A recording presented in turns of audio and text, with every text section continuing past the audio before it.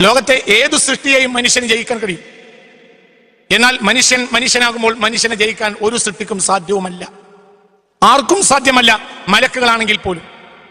മനുഷ്യൻ അവന് ലഭിച്ചിട്ടുള്ള മഹാസിദ്ധികളെ അവൻ ഉപയോഗപ്പെടുത്തുന്ന പക്ഷം അവന്റെ സമൂലമായ സർഗസിദ്ധികൾ, ദൈവികമായി അവന് ലഭിച്ചിട്ടുള്ള പടച്ചതമ്പുരാനിൽ നിന്ന് അവന് ലഭിച്ചിട്ടുള്ള ഗുണവിശേഷണങ്ങൾ, അതിന്റെ കൃത്യതയിലും വ്യക്തതയിലും മനുഷ്യൻ ഉപയോഗപ്പെടുത്തുന്ന പക്ഷം മനുഷ്യൻ അജയ്യമായ ഒരു യാഥാർത്ഥ്യം, പ്രപഞ്ചത്തിന്റെ മുന്നിൽ, സ്രഷ്ടാവിന്റെ മുന്നിലല്ല, പ്രപഞ്ചത്തിന്റെ മുന്നിൽ, ഇങ്ങനെയുള്ള ഒരു സൃഷ്ടിയാണ് മനുഷ്യൻ.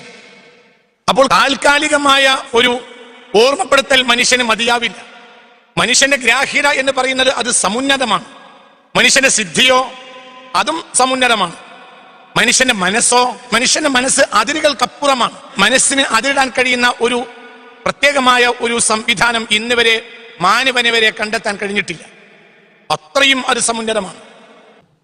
ബഹുമാനമുള്ള സഹോദരങ്ങളെ, ദുഹാൻ അധ്യായത്തിന്റെ 11ാമത്തെ മജ്ലിസിലാണ് നാം ഇരിക്കുന്നത്. പരിശുദ്ധ ഹാമീം വചനത്തിന്റെ പൊരുളുകളിൽ ചില യാഥാർത്ഥ്യങ്ങൾ നമ്മൾ സംസാരിക്കുകയുണ്ടായി. 2ാമത്തെ വചനത്തെ പറഞ്ഞു വെക്കുകയും ചെയ്തു. വൽ കിതാബിൽ മുബീൻ, വ്യക്തമായ വേദഗ്രന്ഥമാണ് സത്യം എന്നാണ് പറയുന്നത്. ഈ സുവ്യക്തമായ വേദഗ്രന്ഥം എന്ന് പരിശുദ്ധ ഖുർആനിനെ ഇലാഹു തന്നെ പരിചയപ്പെടുത്താനുള്ള കാരണം എന്ത്? ഫാത്തിഹ തുടങ്ങി നാസിൽ അവസാനിക്കുന്ന 114 അധ്യായങ്ങൾ ഉൾക്കൊള്ളുന്ന പരിശുദ്ധ ഖുർആനിന്റെ പ്രത്യേകത മറ്റെല്ലാ ഗ്രന്ഥങ്ങളിൽ നിന്നും വ്യത്യസ്തമായ ഒരു ശൈലിയും ഒരു രീതിയുമാണ് പരിശുദ്ധ ഖുർആൻ സ്വീകരിച്ചത് എന്നാണ്. ലോകത്തൊരുപാട് ഗ്രന്ഥങ്ങളെ നമുക്ക് കണ്ടെത്താൻ കഴിയും. ദൈവിക ഗ്രന്ഥങ്ങൾ നേരത്തെ ഇറക്കപ്പെട്ടതും പിന്നീട് മനുഷ്യരുടെ കൈകടത്തലിന് വിധേയമായ ഗ്രന്ഥങ്ങളും ഉണ്ട്. മനുഷ്യർ വളരെ ആലോചിച്ച് ചിലപ്പോൾ ഒരു ദാർശനികനായ വ്യക്തിയോ അല്ലെങ്കിൽ ഒരു കൂട്ടം ദാർശനികരോ സംവിധാനിച്ച ഗ്രന്ഥങ്ങളും ഉണ്ട്. എന്നാൽ ആ ഗ്രന്ഥങ്ങളിൽ നിന്നെല്ലാം പരിശുദ്ധ ഖുർആൻ എന്തുകൊണ്ട് വ്യത്യസ്തമാണ് എന്ന് ചിന്തിക്കണം. മറ്റു വേദഗ്രന്ഥങ്ങളും പരിശുദ്ധ ഖുർആനും തമ്മിലുള്ള പ്രധാനപ്പെട്ട വ്യത്യാസം, മറ്റു വേദഗ്രന്ഥങ്ങൾ മനുഷ്യരുടെ മുന്നിലുള്ള ചില കാര്യങ്ങളെയും കഴിഞ്ഞുപോയ ചില യാഥാർത്ഥ്യങ്ങളെയും അവരവരുടെ ഭാഷകളിലും രീതികളിലും കോറിയിടുക മാത്രമാണ് ചെയ്തിട്ടുള്ളത്. എന്നാൽ പരിശുദ്ധ ഖുർആനെ സമീപിക്കുന്ന ഒരാളെ സംബന്ധിച്ചിടത്തോളം ഇതിൽ നിന്നെല്ലാം പരിശുദ്ധ ഖുർആൻ വ്യത്യസ്തമാണ്. മറ്റേത് വേദഗ്രന്ഥങ്ങളെയോ അല്ലെങ്കിൽ ഗ്രന്ഥങ്ങളെയോ സമീപിക്കുന്ന ഒരാളെ സംബന്ധിച്ചിടത്തോളം അയാളുടെ മുന്നിൽ സന്ദേഹങ്ങൾ ബാക്കിയാവും. ഒരു ഋജുവായ വഴിയെ ഏറ്റവും അയത്നമായും ഏറ്റവും ലളിതമായും അതും ഹൃദയത്തിന് അനുഭവവേദ്യമായ ശൈലിയിലും അവതരിപ്പിക്കുന്ന കാര്യത്തിൽ ലോകത്ത് ഇന്ന് നിലനിൽക്കുന്ന ഏത് ഗ്രന്ഥവും ഖുർആനെ അപേക്ഷിച്ച് പരാജയമാണ് എന്ന് പറയാൻ കഴിയും. ഖുർആൻ മനുഷ്യരുടെ മുന്നിൽ കേവലം വായനയല്ല തുറന്നു കൊടുക്കുന്നത്. വായന എന്ന തലത്തിൽ നിന്ന് ഖുർആനെ സമീപിക്കുമ്പോൾ ആയുസ്സുകൾ നീണ്ട വായനകൾ നടത്തിയാലും തീരാത്ത അതിഗഹനമായ വിഷയങ്ങളുടെ ഒരു മഹത്തായ സ്റ്റോറേജാണ് ഖുർആൻ എന്ന് കണ്ടെത്താൻ കഴിയും. അതെല്ലാം അവരവരുടെ ദാർശനിക പരതയുടെ അടിസ്ഥാനത്തിലാണ് വിച്ഛേദിക്കപ്പെടുക. പക്ഷെ ഞാൻ ഖുർആനെ പറ്റി പറയുന്നത് കേവലം ഒരു ദാർശനികന് സമീപിക്കാവുന്ന തലത്തിൽ നിന്നുകൊണ്ടല്ല ഇപ്പോൾ പറയുന്നത്. ഒരു ദാർശനികനോ അല്ലെങ്കിൽ ഒരു കൂട്ടം ദാർശനികർക്കോ അവരുടെ വിവിധങ്ങളായ വിഷയങ്ങളിൽ അവരവരുടെ ആയുസ്സുകൾ ചെലവഴിക്കുകയും അതിനുവേണ്ടി നൂറ്റാണ്ടുകളും സഹസ്രാബ്ദങ്ങളും ചെലവഴിക്കുകയും ചെയ്താലും തീരാത്തത്ര അതിമഹത്തായ ആശയങ്ങൾ ഖുർആനിൽ അന്തർലീനമാണ്. ഞാൻ ആ ഭാഗത്ത് നിന്നുകൊണ്ടല്ല ഇപ്പോൾ സംസാരിക്കുന്നത്. പകരം ഒരു സാധാരണക്കാരന്റെ മുന്നിൽ ഖുർആൻ എങ്ങനെ എന്ന തലത്തിലാണ്. ആവറേജ് കാര്യങ്ങളെ മനസ്സിലാക്കാൻ കഴിയുന്ന ആളുകളാണല്ലോ സൊസൈറ്റിയിൽ ഏത് കാലഘട്ടത്തിലും സിംഹഭാവം ഉണ്ടാവുക. അത്തരം ആളുകളുടെ മുന്നിൽ ഖുർആൻ നിവർത്തി വെച്ച യാഥാർത്ഥ്യങ്ങൾ അവരുടെ ജീവിതത്തിന്റെ മോക്ഷമാണ്, അല്ലെങ്കിൽ ജീവിതത്തെക്കുറിച്ചുള്ള ഋജുവായ സന്ദേശമാണ്, അല്ലെങ്കിൽ ഏറ്റവും ഗ്രാഹ്യമായ ഏറ്റവും ലളിതമായ അയത്നമായ സത്യങ്ങളെയാണ്. ഈ സത്യങ്ങൾ വളരെ വ്യക്തമായ ഖുർആൻ മനുഷ്യർക്ക് മുന്നിൽ അവതരിപ്പിക്കും. ത്രികാലജ്ഞാനങ്ങൾക്കും അതീതമായ ജ്ഞാനങ്ങൾ. ഇത് കേവലം മുഹമ്മദ് നബി സല്ലല്ലാഹു അലൈഹി വസല്ലം എന്ന മക്കായിലോ മദീനായിലോ ജീവിച്ച ഒരാൾക്ക് പറയാൻ കഴിയുന്ന ഒരു സംഗതിയല്ല. ഒരു മനുഷ്യന് ജീവിതയാത്രയിൽ അയാൾ സമ്പാദിക്കുന്ന ജ്ഞാനത്തിലേക്ക് ചേർത്ത് നോക്കിയാൽ ഖുർആനെ അപേക്ഷിച്ച് മുഹമ്മദ് നബി സല്ലല്ലാഹു അലൈഹി വസല്ലമ തങ്ങൾ പറഞ്ഞിട്ടുള്ള കാര്യങ്ങൾ കേവലം എത്ര വലിയ ഉന്നതനായ ദാർശനികനാകണമെങ്കിലും പറയാൻ കഴിയുന്ന കാര്യങ്ങളെ അല്ല. അതിന്റെ ഒരു അക്ഷരം പോലും മുഹമ്മദ് നബിയാൽ നിർമ്മിതവും സംവിധാനീയവുമല്ല. എന്തുകൊണ്ട്? അത് ത്രികാലങ്ങൾക്കും അതീതമായ ജ്ഞാനമാണ്. ഈ ജ്ഞാനം ഉടിൽ മുതൽ കൊട്ടാരം വരെ എന്ന് പറയും, അല്ലെങ്കിൽ തൊട്ടിൽ മുതൽ കട്ടിൽ വരെ എന്ന് പറയും ചില ആളുകൾ. സാഹിത്യത്തിന്റെ ഒരു രീതിയാണത്. അതുമല്ല ഖുർആന്റെ ശൈലി. പകരം കാലങ്ങൾക്ക് അപ്പുറത്ത് നിന്ന് ഖുർആൻ യാഥാർത്ഥ്യങ്ങളുമായി നമ്മോട് സംവദിക്കുമ്പോൾ കാലങ്ങൾ കഴിഞ്ഞിട്ടുണ്ടാകുന്ന യാഥാർത്ഥ്യങ്ങളെ കൃത്യമായി നമുക്ക് മുന്നിൽ അവതരിപ്പിക്കുന്നു. മനുഷ്യന്റെ ഉദ്ധാനത, അതിന്റെ കാരണങ്ങൾ എന്ത്? മനുഷ്യന്റെ പതനങ്ങൾ, അതിന്റെ അടിസ്ഥാന യാഥാർത്ഥ്യം എന്ത്? മനുഷ്യന്റെ ഒരു സൊസൈറ്റിയായി രൂപപ്പെട്ടതിന് ശേഷം മനുഷ്യന് വന്നിട്ടുള്ള അപഭ്രംശം എവിടെയാണ്? അതെല്ലാം വളരെ ലളിതവും കൃത്യവുമായിട്ടാണ് ഖുർആൻ പറയുന്നത്. വൽ കിതാബിൽ മുബീൻ. ഈ വൽ കിതാബിൽ മുബീൻ എന്ന് പറയുന്ന വചനത്തിന്റെ സോഴ്സ് വളരെ അനന്തമാണ്. ഒരു കൊച്ചുകുട്ടിക്ക് ഖുർആൻ ആ കുട്ടിക്ക് ആവശ്യമായ ജീവിത പന്ഥാവിനെ വരച്ചിടുന്നത് പോലെ ജീവിതത്തിന്റെ അനന്തതയിലേക്ക് ഉൾവലിഞ്ഞു പോകുന്ന ഒരാളെ സംബന്ധിച്ചിടത്തോളം അയാൾക്ക് മുന്നിലും ഖുർആൻ വ്യക്തമാണ് എന്നത് ഖുർആന്റെ ഒരു പ്രത്യേകതയാണ്. ഓരോരുത്തർക്കും അവരവരുടെ തലത്തിലാണ് ഖുർആൻ സംസാരിക്കുന്നത്. ഇത് വളരെ വ്യക്തമായ വേദഗ്രന്ഥവുമാണ്. വ്യക്തമായ കാര്യങ്ങൾ. മനുഷ്യൻ എവിടെ നിന്ന് വന്നു, മനുഷ്യൻ എങ്ങോട്ട് പോകുന്നു, ഇത്രയേറെ ഗ്രാഹ്യതയും ഇത്രയേറെ സർഗസിദ്ധിയും ഇത്രയേറെ പ്രതിബദ്ധവും ഇത്രയേറെ മഹത്തായ ഗുണവിശേഷണങ്ങളുമുള്ള പ്രപഞ്ചത്തിലെ ഒരു നിലക്ക് പറഞ്ഞാൽ അജയ്യനായ ഈ ഒരു വ്യക്തി, ഈ ഒരു സൃഷ്ടി.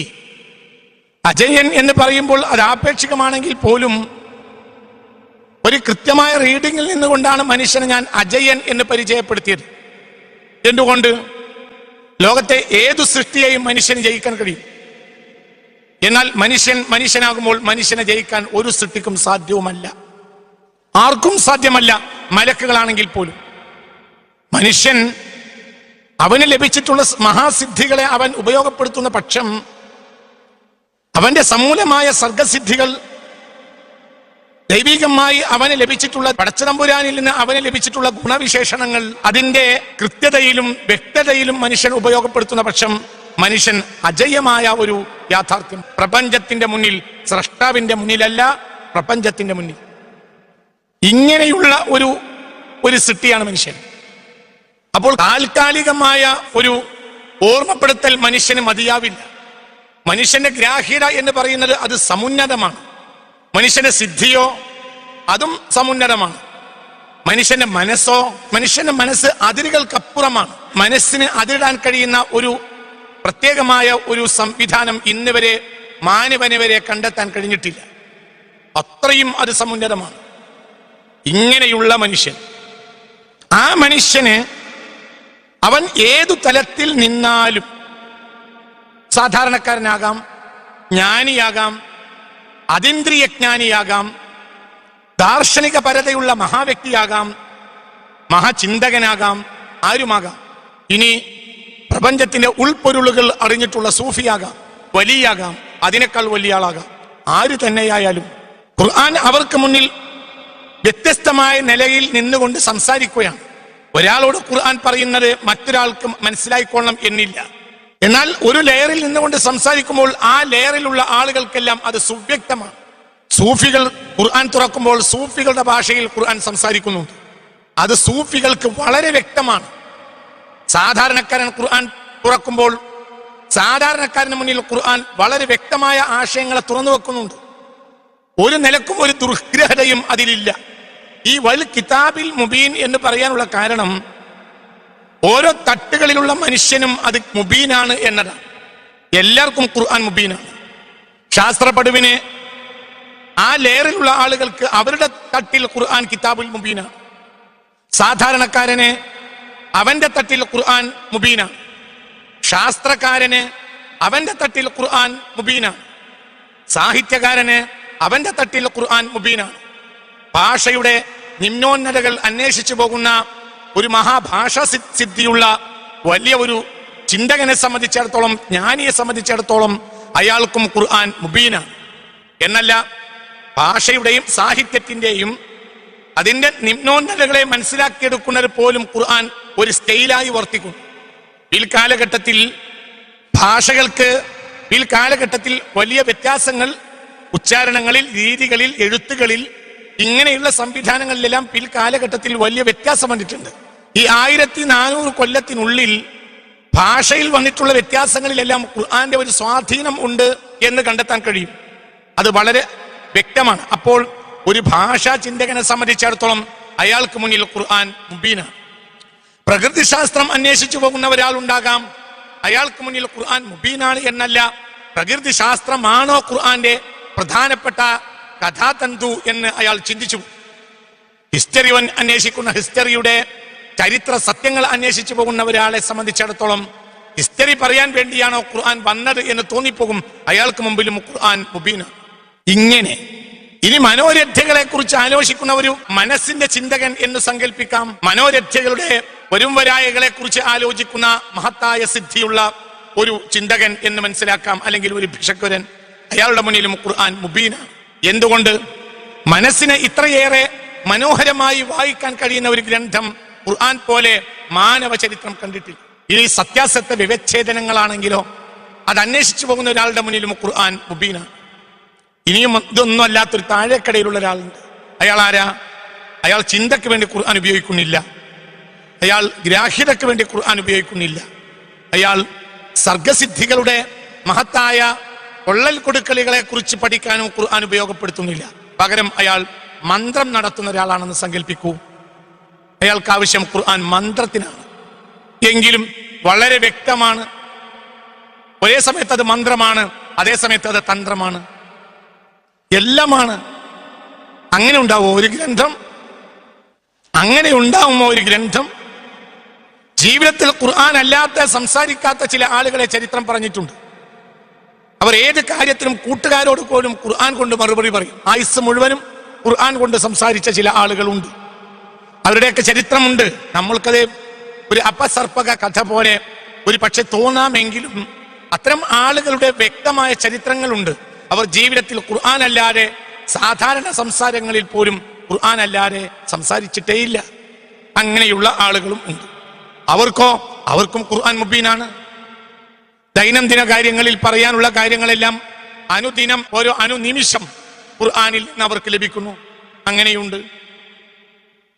മഹാനായ ഇബ്നു അറബി റളിയല്ലാഹു അൻഹു തന്റെ ഫുതുഹാത്തിൽ മക്കിയയിൽ ഇങ്ങനെയുള്ള ചില ആളുകളെ പരിചയപ്പെട്ടത് രേഖപ്പെടുത്തിയിട്ടുണ്ട്. വേറെയുമുണ്ട്. അതായത് ജീവിതത്തിന്റെ വിവിധങ്ങളായ തലങ്ങളിൽ അവർ ഏതു തട്ടിൽ ഏതു തലത്തിൽ നിന്നാലും അവർക്കെല്ലാം ഖുർആൻ മുബീനാണ്. വൽ കിതാബിൽ മുബീൻ, ഹമീം വൽ കിതാബിൽ മുബീൻ. വ്യക്തമായ വേദഗ്രന്ഥമാണ്. ഇത് വ്യക്തമാണ് ആർക്കും, ആരാണെങ്കിലും എന്തന്വേഷിച്ചാൽ മനുഷ്യന് കൊള്ളാവുന്ന കാര്യങ്ങൾ ഒരാൾ അന്വേഷിച്ചു പോയാൽ കൊള്ളാവുന്ന കാര്യങ്ങളിൽ ഖുർആൻ മുബീനാണ്. ഇനി മനുഷ്യന് കൊള്ളരുതാത്ത കാര്യങ്ങളുണ്ട്, ചില കാര്യങ്ങൾ മനുഷ്യന് കൊള്ളില്ല. അത്തരം കാര്യങ്ങൾ ഒരാൾ അന്വേഷിച്ചു പോയാൽ കൊള്ളരുതാത്ത കാര്യങ്ങളെ ഇത്ര സ്പഷ്ടവും വ്യക്തവുമായി പറഞ്ഞ് മനുഷ്യനെ കൃത്യമായി നാശത്തിന്റെ വക്കിൽ നിന്ന് രക്ഷപ്പെടുത്തിയ ഒരു ഗ്രന്ഥം ഖുർആൻ പോലെ കാണുക സാധ്യമല്ല. ഏതു തട്ടിൽ ഏതു തലത്തിൽ നമ്മൾ എടുത്ത് പരിശോധിച്ചാൽ ഇതാണ് വൽ കിതാബിൽ മുബീൻ എന്നതിൽ നിന്നുള്ള ഗ്രാഹ്യത. അത് കേവലം ഒരു വാക്കല്ല. ഏത് തട്ടിലും ഖുർആൻ മുബീനാണ്. എന്തന്വേഷിച്ചാലും മുബീനാണ്.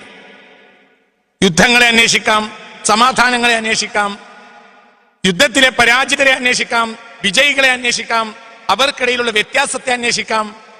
എല്ലാത്തിലും ഖുർആൻ മുബീനാണ്. എവിടെയെല്ലാം മനുഷ്യൻ വിജയം വരിച്ചിട്ടുണ്ടോ അതിൻ്റെ കാരണങ്ങളെ വളരെ സ്പഷ്ടമായി ഖുർആൻ പറയുന്നുണ്ട്. ഈ സ്പഷ്ടത എന്ന് ഞാൻ പറയുന്നത് കേവലം ഒരു തലത്തിൽ നിന്നുകൊണ്ടല്ല, ഓരോ തലത്തിലും സ്പഷ്ടമാണ് എന്ന നിലയിൽ.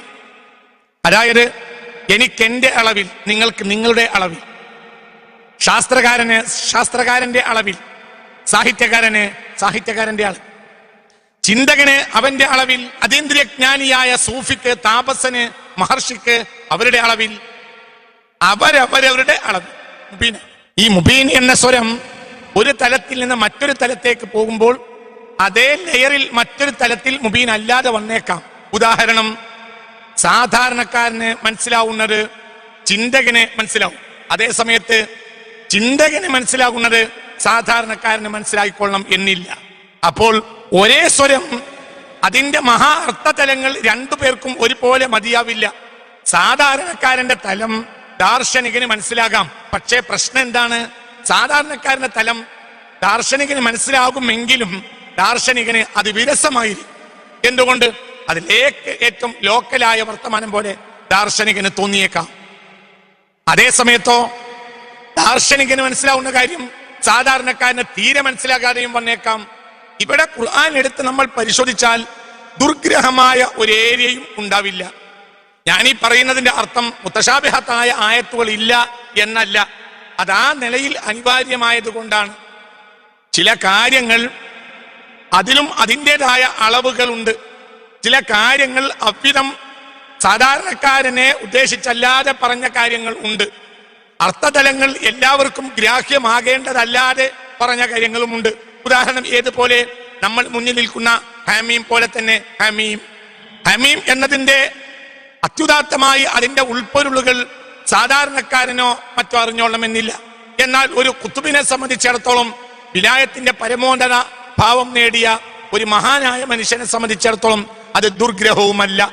പക്ഷേ സാധാരണക്കാരന് ഹാമീം എന്നതിൽ ഒരളവും ഇല്ല എന്നാണോ? അല്ല, ഉണ്ട്. അയാൾക്ക് ഹാമീം കൊണ്ട് ചില ലാഭം ഉണ്ട്. അയാൾക്കതിന്റെ മഹാ അർത്ഥതലങ്ങളിലേക്ക് ഇറങ്ങിപ്പോകാൻ കഴിഞ്ഞില്ലെങ്കിലും അത് അയാളിൽ ഉദ്ദേശിക്കപ്പെട്ടിട്ടില്ല. ഖുർആൻ സുവ്യക്തമായ ഒരു വേദഗ്രന്ഥമാണ് എന്ന കാര്യത്തിൽ തർക്കമില്ല. ദോഷേതൃക്കുകൾ പോലും അന്വേഷിച്ച് ഇത് കണ്ടെത്തിയിട്ടുണ്ട്. കൃത്യമായി ഖുർആൻ സുവ്യക്തമായ ഒരു വേദഗ്രന്ഥമാണ്. ലാ യഅ്തീഹിൽ ബാതിലു മിൻ ബൈനി യദൈഹി വലാ മിൻ ഖൽഫിഹി. അതിന്റെ മുന്നിലും പിന്നിലും അതിന്റെ മുകളിലും താഴെയും അതിന്റെ പരിസരങ്ങളിലും ഒരിക്കലും അയാഥാർത്ഥ്യങ്ങൾ വരില്ല. അയാഥാർത്ഥ്യങ്ങളെ ചുവട് പിടിച്ച് ഒന്നും ഖുർആൻ സ്ഥാപിച്ചിട്ടില്ല. ലോകത്തൊരുപാട് ഗ്രന്ഥങ്ങളെ നമുക്ക് കണ്ടെത്താൻ കഴിയും. ചില അയാഥാർത്ഥ്യങ്ങളെ വെച്ചാണ് അവയെല്ലാം സംസാരിച്ചത്. ഞാൻ ഇന്ന് പോലും ഒരു പുസ്തകം വായിച്ചിട്ടുണ്ട്. ഇന്ന് പ്രഭാതത്തിൽ ഒരു പുസ്തകം ഞാൻ വായിച്ചു. ഒരു സംഘം എഴുത്തുകാർ എഴുതിയ ഒരു പുസ്തകം. പക്ഷേ ആ പുസ്തകത്തിനെ വായിച്ച് അതിന്റെ ഒരു ഭാഗത്തെത്തിയപ്പോൾ കൃത്യമായും ആ പുസ്തകം സാധാരണക്കാരെ വഴിതെറ്റിക്കും. എന്തുകൊണ്ട്? ചരിത്രത്തിലെ സത്യ വിവേചനങ്ങളെ കുറിച്ചുള്ള വ്യക്തത ആ പുസ്തകത്തിലില്ല. ഏകദേശ പുസ്തകങ്ങളുടെ എല്ലാം ശൈലി അങ്ങനെയാണ്. പലപ്പോഴും ഞാൻ എല്ലാം മനുഷ്യനെ തെറ്റായി ധരിപ്പിക്കുന്നു എന്നല്ല ഉദ്ദേശിച്ചത്. ഇനി ചില ആളുകൾ തെറ്റായി ധരിപ്പിക്കുന്നതല്ലെങ്കിലും തെറ്റുധരിച്ചു. എന്തുകൊണ്ട്? അവർ അവരുടെ തട്ടിലും തലത്തിലുമാണ് സംസാരിക്കുക. സാധാരണക്കാർക്ക് അത് ഒരിക്കലും അത് ഉൾക്കൊള്ളുന്നതിൽ ഗുണമില്ല എന്ന് മാത്രമല്ല, അത് ചരിത്രത്തിന്റെ സത്യവുമല്ല. പലപ്പോഴും അങ്ങനെയാണ്. ഇവിടെ അതിൽ നിന്നെല്ലാം വ്യത്യസ്തമാണ് ഖുർആൻ. എന്നല്ല, ഖുർആൻ ഇല്ലായിരുന്നുവെങ്കിൽ ബൈബിൾ പറഞ്ഞ പല കാര്യങ്ങളും യാഥാർത്ഥ്യം എന്ന് ജനം മനസ്സിലാക്കുമായിരുന്നില്ല. ബൈബിളിലെ പല സത്യങ്ങളും ഈ കാലഘട്ടത്തിൽ അത് അസത്യം ആക്കപ്പെടാനുള്ള സാഹചര്യങ്ങൾ വരെ ഉണ്ടായി. അല്ലെങ്കിൽ സത്യത്തെയും അസത്യത്തെയും വ്യക്തതയില്ലാത്ത രൂപത്തിൽ കാലഘട്ടത്തിലെ ചില പുരോഹിതന്മാർ ബൈബിളിനെ വ്യാഖ്യാനിച്ചു. അവരുടെ ചില താല്പര്യങ്ങൾ അതിൽ കോറിയിടുകയും ചെയ്തു. ഖുർആൻ എന്താ ചെയ്തത്?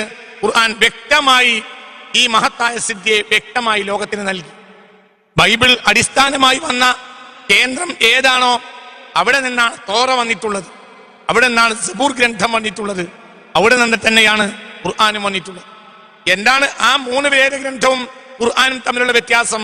ആ 3 വേദഗ്രന്ഥങ്ങളിലും മനുഷ്യൻ കൈകടത്തി. ഖുർആനിൽ കൈകടത്തൽ അസാധ്യമാണ്. ഒരിക്കലും ഒരു നിലക്കും കഴിയാത്ത, ഒരു നിലക്കും സാധ്യമല്ലാത്തതാണ് ഖുർആനിൽ കൈകടത്തൽ. അതുകൊണ്ട് ഖുർആൻ ചരിത്രം പറഞ്ഞപ്പോൾ ആ ചരിത്രം വ്യക്തവും സത്യവുമായി.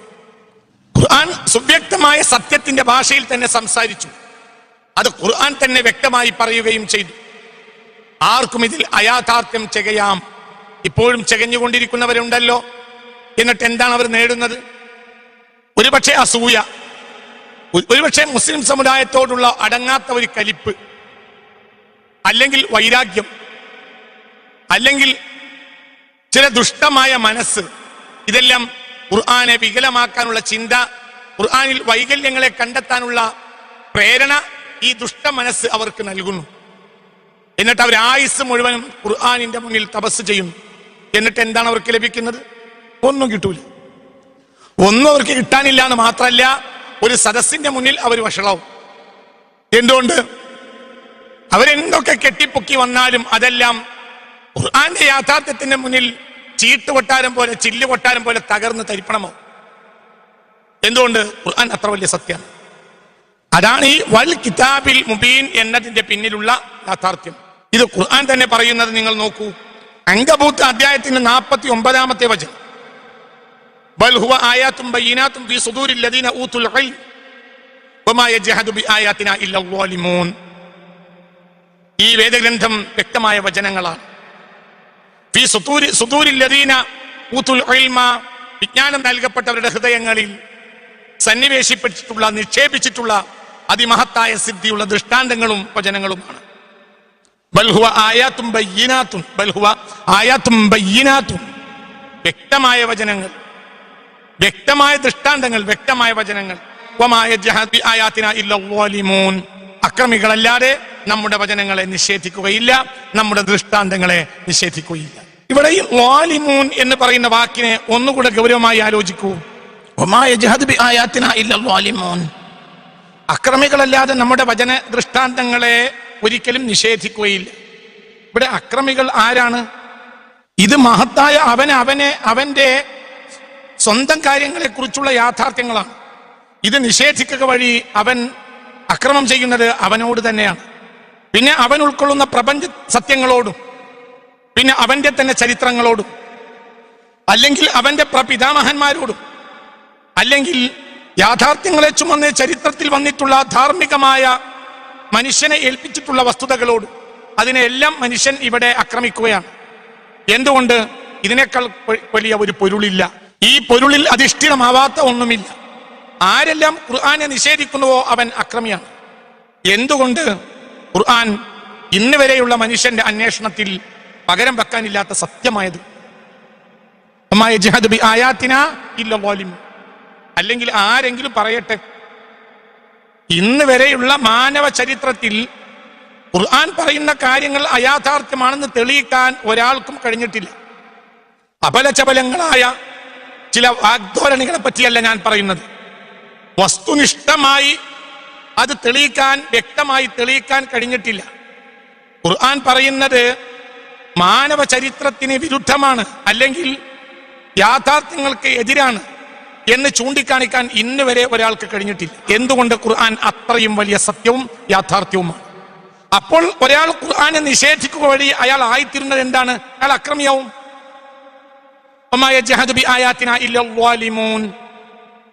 ചരിത്രത്തോടും പ്രപഞ്ചത്തോടും സത്യത്തോടും നീതിയോടും തന്നോട് തന്നെയും അക്രമം ചെയ്യാതെ ഒരാൾക്ക് ഖുർആനെ നിഷേധിക്കാൻ കഴിയില്ല. എന്തുകൊണ്ട്? ഖുർആൻ പൊരുളിന്റെ പൊരുളാണ്. ഖുർആൻ യാഥാർത്ഥ്യത്തിന്റെ യാഥാർത്ഥ്യമാണ്. ഖുർആൻ മഹാസത്യമാണ്. ഇവിടെ അക്രമം എന്ന് പറയുമ്പോൾ വളരെ ഗൗരവമായി ചിന്തിക്കണം. അക്രമി എന്നാൽ ഈ പ്രപഞ്ചത്തിന് മുഴുവനും പരിക്ക് പറ്റിക്കുന്നവനാണല്ലോ അക്രമി. ഒരാൾ തന്നോട് തന്നെ അക്രമം ചെയ്താലും അത് പ്രപഞ്ചത്തിനേൽക്കുന്ന ഒരു പരിക്കാണ്.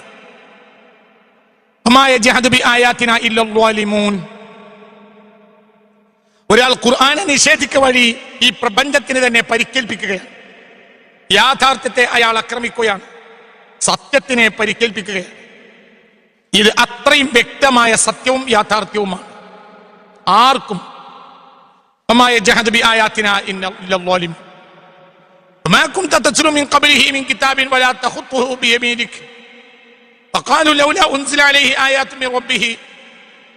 എന്തുകൊണ്ട് ഈ മുഹമ്മദിനെ സ്വല്ലല്ലാഹു അലൈഹി വസല്ലം വ്യക്തമായ ദൃഷ്ടാന്തങ്ങൾ ഇറക്കപ്പെട്ടുകൊണ്ടിരിക്കുന്നില്ല, ഇറക്കപ്പെട്ടില്ല എന്നിവർ ചോദിക്കും. ഖുൽ ഇന്നമൽ ആയാതു ഇൻദല്ലാഹ് വഇന്നമാ അന നദീറും മുബീൻ.